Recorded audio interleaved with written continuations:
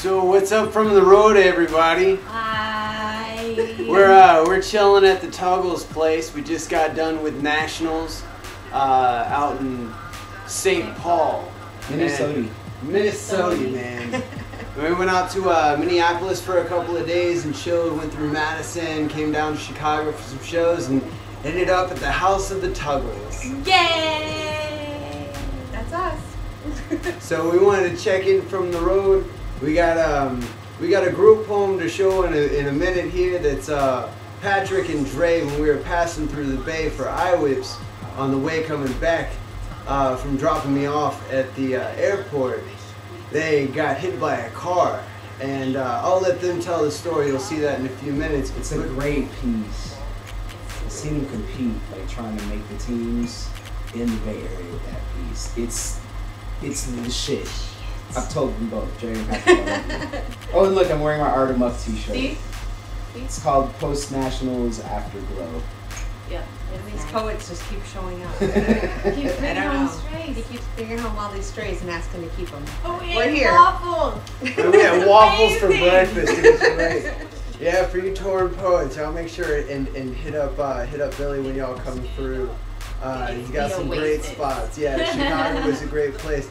Also, one thing I want to point out is if you look up here, what are those records up there, Mr. Tuggle? Oh, right back here. Those are gold plaques I earned as a record promoter for the semi-legendary Raucous Records. Most Def and Big L, both their albums went gold, and when you work for the label, the records get plaques.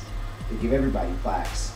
So some people think that's my license to credibility, but no, it's actually painting on shit that I used to do out there.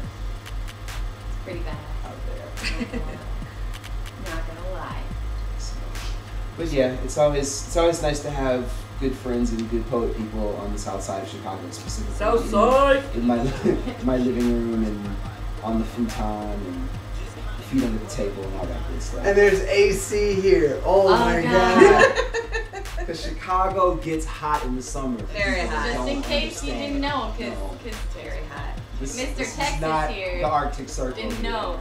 Didn't know. Now, being from Texas, I always had a misconception about the North. I knew that it got really hot in Texas, and so I heard that it got really cold up north, so I assumed the summers did not get hot. And so I assumed that being up here, the hottest it would be like 80 or 90 degrees. We got up here, and it's crazy hot. It's 90 And humid. Right? And humid, yes. Good one. Yeah, so Now for all of you Texans who have not been north, know that our summers are actually not that unique.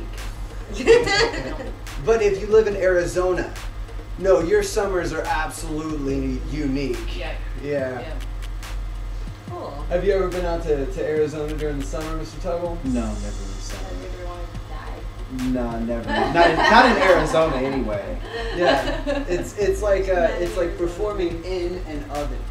Yeah. You know, when they say that their poetry is hot, they're not meaning metaphorically necessarily. It's hot as a bitch. I've only changed buses in the Phoenix airport, so I've sampled the weather in midwinter. I've hung out at a Phoenix airport, not That's fun. about it.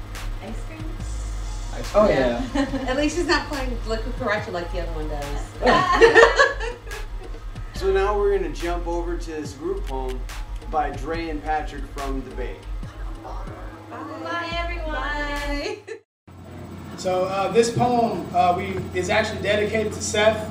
The individual World Poetry Slam competition was held in the Bay Area in October, and Seth needed a ride back to the airport in San Francisco from Berkeley, and yeah, this is about that. Constant change is the fundamental law of the universe. In the 5 a.m. soupy mist of a Bay Area night, me and Patrick sped across the Bay Bridge, just trying to get home. But hopes of our late night return erupted with the explosion of our right front tire. Collapsing in its only breath. Holy fuck. We're fucked! Just realized there's no shoulder to pull off to.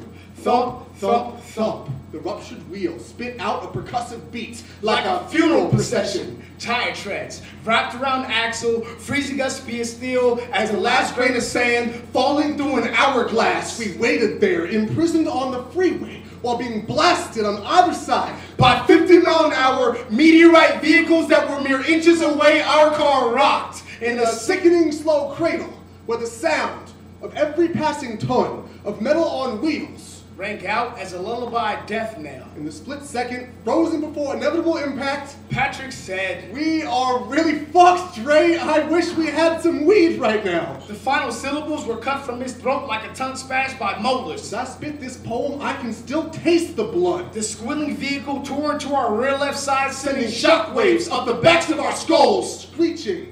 Time stopped. Our eyes could not blink. Propped open by shards of glass, Even the air was afraid to move. Sleek silver was transformed into a hunk of tortured metal. Our lives were reshaped by the hand of death In the time it takes for brakes to lock, 2 seconds passed. But in that moment, we saw centuries elapse. All actions end in sickening stillness. We exhaled, fell back into rhythm with the rest of the world. Dre turned to me, reaching out. He asked instantly, Are you all right?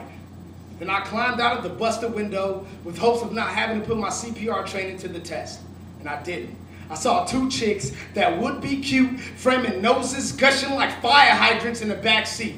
And the driver, soaked in booze and blood, dazed and confused but alive and conscious. A warmth passed from body to body, fusing us to basic human connection. The best thing any of us got. the only anchor, while hurtling through a midst of cathartic tornadoes. Spinning faster than a clock could ever measure. Every one of us is altered on a daily basis. Somehow, we all come back to where we left off, just trying to get home. Brimming with busted up gratitude. For our lives still intact. Warm arms to dive into. That weed smoke we never got, but know it's out there. And we stand here, burning from the impact of sharing a moment without hatred for that drunk driver. He brought us to near demise as a reminder to be thankful for the fearless fragility of life. Because when worlds tremble and lungs crumble in question of their final gasp, we return from the pinnacle of disaster with one echoing emotion. Unending thankfulness, we already dropped our friend Seth off. And there was no one in the back seat when the car was crushed by a 50-mile-an-hour wrecking ball. This could too easily have been a poem about death. We are blessed To live so closely to the edge. here to limitless vastness, where clocks bend, where Dali spent his daydreams. No human being is the sum total of predictable slices of time. We are metronomes, shaped to endure intensity. We are the depth of every step Forged by our presence. in this moment of unbreakable transformation. Hey. So that was Patrick and Dre from the Bay spitting a group poem. That was out the artist quarters in St. Paul. Pretty sick little venue. So now, by the magic of time and recording a couple hours apart, we are back in Madison. But at Michelangelo's coffee shop, which is pretty cool. pretty cool place. If you ever come through Madison, stop by here. It's on State Street up near the Capitol. So on the way back, we had a couple of cats riding with us. And when getting out of the truck, we had To an look ice at the double cooler. rainbow. We found got a double rainbow And today. as we all went to look at the double rainbow, what does it mean? So they were getting out of the truck and they spilled the cooler. ice cooler all through the back We got of the about truck. 3 gallons of water in the back of the truck, which is our house. And so we've got mattresses soaked with water right now. Luckily, thanks to couchsurfing.org, we found a cat named Max who's going to put us up for the night, so we got a place to sleep. And hopefully next time let you the see mattress us, dry out. Yeah. the mattress will be dried out and everything will be back to normal. We'll be sleeping on my bed again. Yeah. Just another hazard of the road. Stuff gets wet. But it was a cool rainbow. But it was worth an it. amazing It's pretty worth it. rainbow. Pretty worth it. We'll probably have to throw up a picture of the double rainbow during the next podcast. I think ours was cooler than the other one, personally. Well, it didn't make us cry. The cooler It was did, pretty though. cool. The cooler made us The cry a cooler little made us bit. cry. Yeah. So this is it from the first broadcast from the road. We'll see you guys next week. Probably somewhere next week. else. Yeah, somewhere else. We'll be in another city, probably Chicago or Indianapolis. Make sure you guys are staying logged on to SethWalkerPoetry.com, something to march2.org, and LaurenBegent.com. and we're going to have our tour dates up there, so you can keep checking on us and see when we're coming to a city near you. I love you guys. We love all you guys very much. Thank y'all for keeping up with us. Peace.